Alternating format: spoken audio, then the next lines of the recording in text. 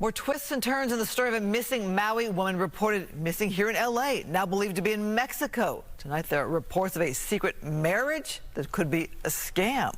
Fox 11's Laura Diaz spoke to the man helping get answers to all of this. Laura's live with information on a case that's captivated the world. This is quite the development, Laura. Yes, it is, Christine. You'll recall, of course, that Hannah was supposed to change planes at LAX after flying in from Hawaii. After an exhaustive search, the LAPD traced her to Mexico. And now we talk to a new expert who says he knows more about her circumstances and her whereabouts. This was being pitched as a abduction. We were told that there was this African-American male that we were told they had confirmed, she was being drugged, and it's just none of that was true. That's Steve Fisher, a prominent private investigator who specializes in missing persons. He's been appearing on national television in the last couple of days. Why? He's shocked by many of the statements the family of Hannah Kobayashi has been making. Early on, Fisher volunteered his assistance in the searches in L.A. before the family asked him to back off. The LAPD says her case is now considered a voluntary missing person case after she was seen crossing the border to Mexico. Fisher says Hannah was involved in a scheme where she was paid to marry an Argentinian citizen to get a green card. He says she never got the money. I learned that she had actually married a guy from Argentina in a marriage for money arrangement, and her ex-boyfriend, who was on that flight, was also in one of these marriages. I believe something did go wrong. I believe she probably didn't get her what she thought was her fair share of the money. And in a dramatic turn, Fisher says he knows where Hannah is.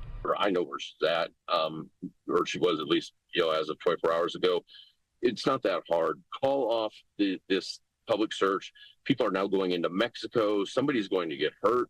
Fisher also has thoughts about Hannah's dad, who was part of the search party and tragically took his own life not far from LAX a couple of weeks ago. But then we find out days later he takes his life.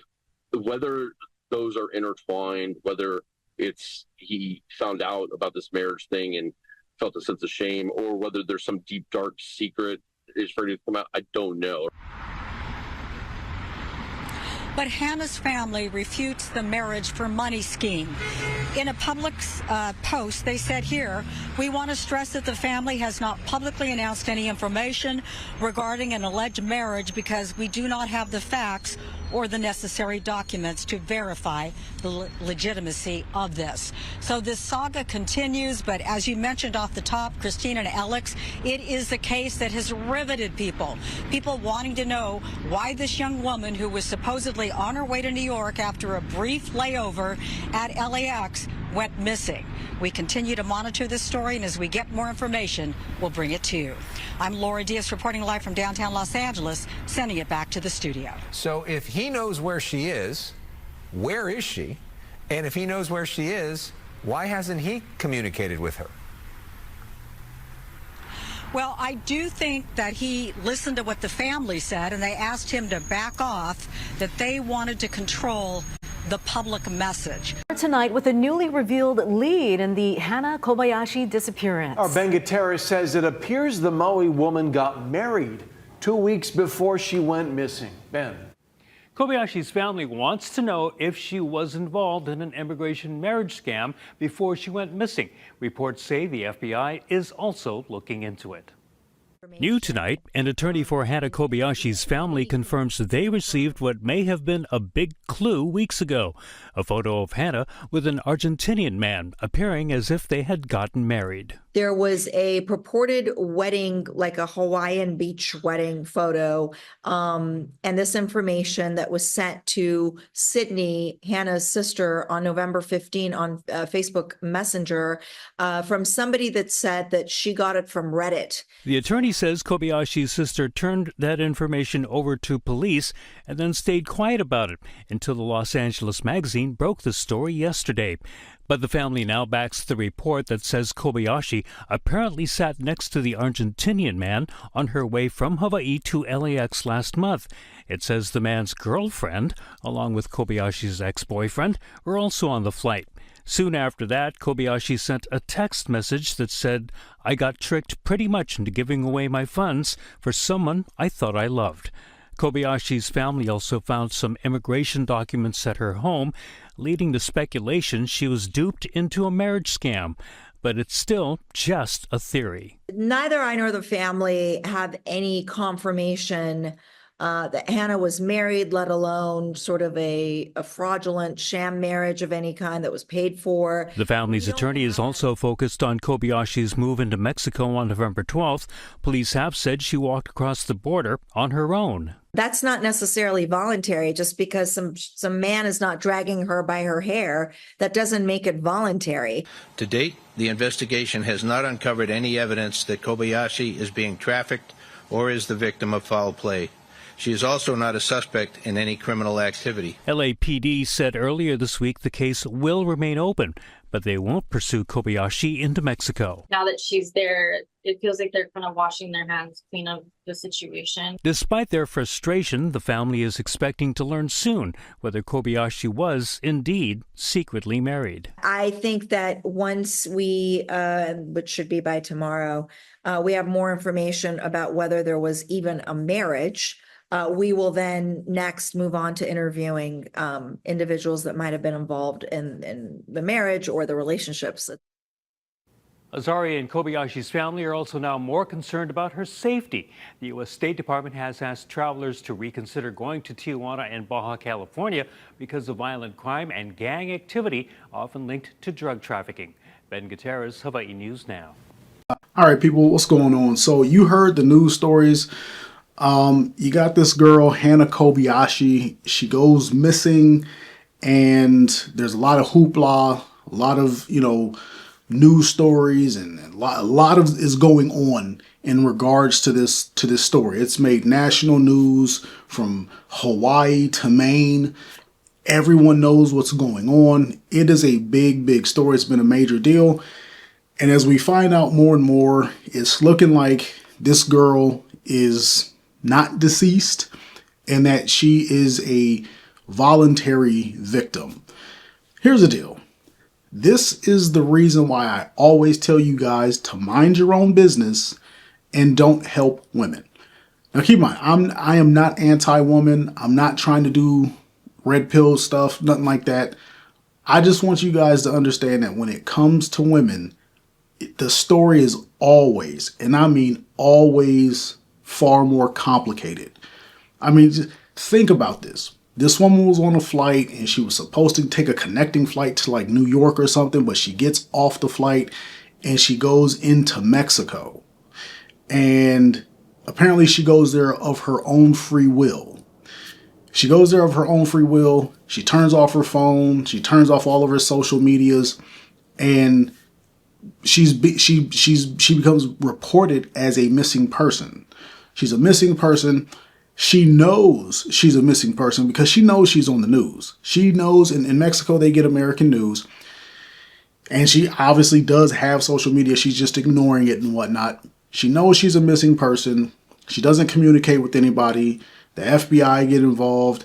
The LAPD is involved. Her dad is leading a search party and a task force. Yet still, she doesn't do anything. She doesn't reach out and say, hey, I'm okay. Sometime later, her dad actually sadly takes his own life. Now, we don't know why. According to one of the news stories, it might have been, according to the private investigator, it might have been because he felt like he failed, but it also might have been because he felt shame for what she had done and, the embarrassment she brought. Because it's coming out that she's not missing. She's voluntarily missing. She was a part of her own abduction, if you will, right? Even though her family's attorney is saying just because she walked across the border voluntarily doesn't mean that she's not a victim. That is a wild and ridiculous statement. And we could touch on that later, but that is absolutely insane to suggest that. This is more of this, lack of female accountability to the highest degree. Here's the deal. When it comes to women, the story is always more complex. This woman went missing and she allowed herself to stay missing, and she's staying off the radar because she knows that people she knows her story is breaking down. Not that she told a story, but she knows the truth is coming to the light. And this story is getting so massive and is getting so much attention that she can't come forward now. She doesn't have a way out. She would have to come forward, and she would have to deal with the consequences of her action. She would have to deal with all the police resources that were expended for her. She would have to face her family, her friends. Her dad offed himself, so she's not gonna come forward anytime soon. She's gonna bury her head in shame, and all for what? All for a scheme, all for a plot. Here's the deal. I have seen this scheme. I've seen this plot run. I did 10 years in the military, and I've seen dozens and dozens of people do a marriage for money type of deal. Even like with foreign people, they get linked up with a foreign person who needs a green card, and that person will have money, and that person will say, okay, I'll give you $10K every year for the term of our marriage. I think it's something like 3 to 5 years that they have to be married in order for when the divorce comes, that they can stay. Their green card status, their citizen status stays intact. I could be wrong. So they'll get like 30 bands. They'll get like $30,000, $40,000, something like that. Between 30 and 50, I think. Like I said, I've seen people do it, and I've seen people hit that jackpot. I've known people who've done it. This is not uncommon. Marry yourself a sailor in San Diego, marry yourself a Marine in San Diego, and just if you have the money, give them the money and you pay them. Okay, fine. If a person has enough money to basically buy their way into American citizenship, they'll do it. And for the most part, these people aren't criminals. They just want a fast track to America. Okay, sometimes it works. But this woman seems like she got a hold of this scheme and she tried to run it, and somehow it fell through.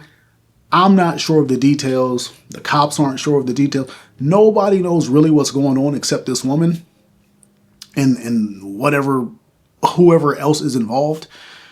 But this is just what I'm talking about. The situation is so complex. And she's not going to come forward with the details. And nobody wants to spill the beans on the details because now it's embarrassing, and her dad took his own life, and nobody wants to be responsible for that. When it comes to women, they are just so complicated, especially in the modern era.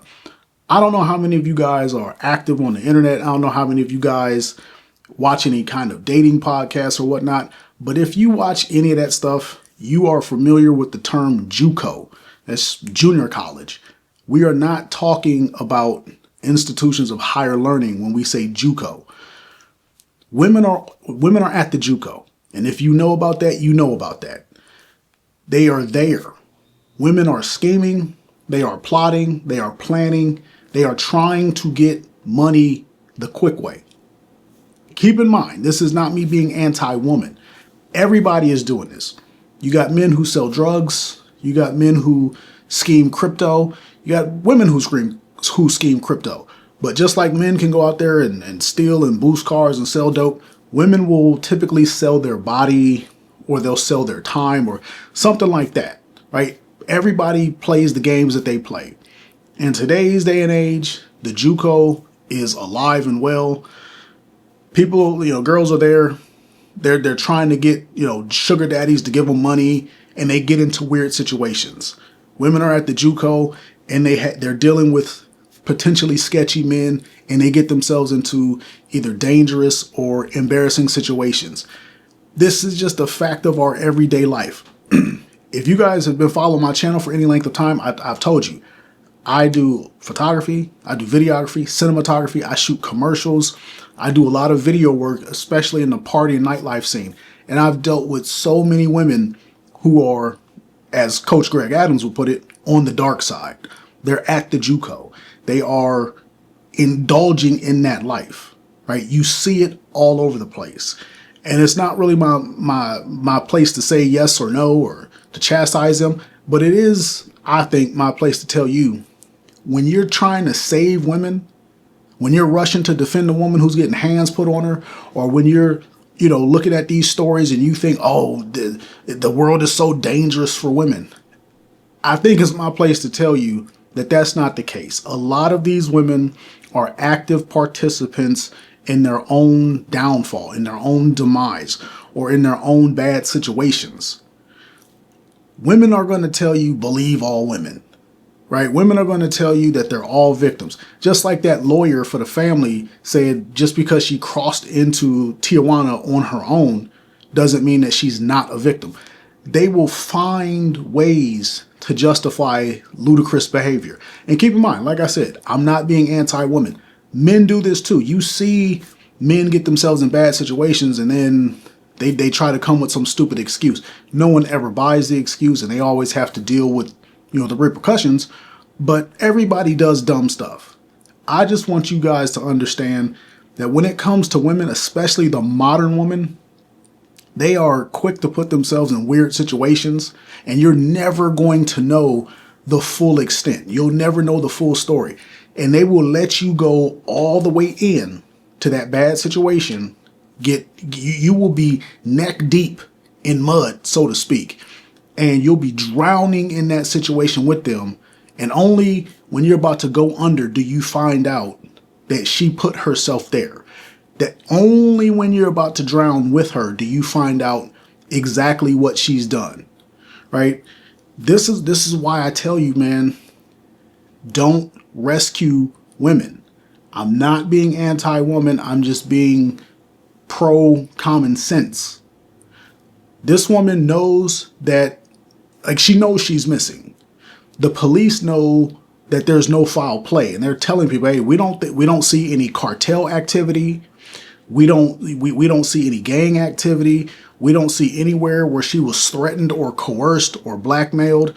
We don't see any nefarious activity. We just see a scheme that was supposed to go off without a hitch. And then she crossed into Mexico and there was potentially a marriage, but we lost contact with her and we haven't found a body. It seems like she's missing all on her own. This is just a weird case. Now, thankfully, she herself did not, she didn't stage a kidnapping. She just left.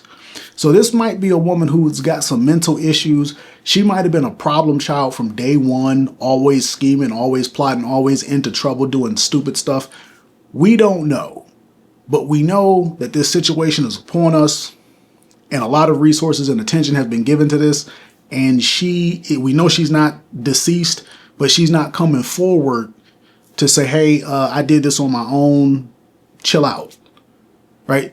Mostly because she's probably extremely embarrassed. So for you guys out there, just understand the situation when it comes to women is extremely complicated. You probably are not at the JUCO. Once again, you gotta check out Coach Greg Adams if you want to know what that's all about. You probably are not on the dark side, so you don't understand how deep the rabbit hole goes with women scheming and plotting. We got sugar baby sites. I don't know if I mentioned that, right? You have all manner of women being monetized, whether it be through Instagram DMs, they cut some sort of backdoor deal with the man on Instagram or Twitter or something like that. Women are finding a lot of ways to monetize themselves. And it typically involves using their body or using sex, but it doesn't always go the way they want it to go. So I'm not going to beat this into the dirt. This is just another example of somebody crying wolf, another example of Little Red Riding Hood, a woman putting herself in a bad position and lots of attention and lots of resources being thrown at that, only to find out she's the problem. So let me know what you guys think. I'll get back at you on the next one. And please make good decisions. Peace.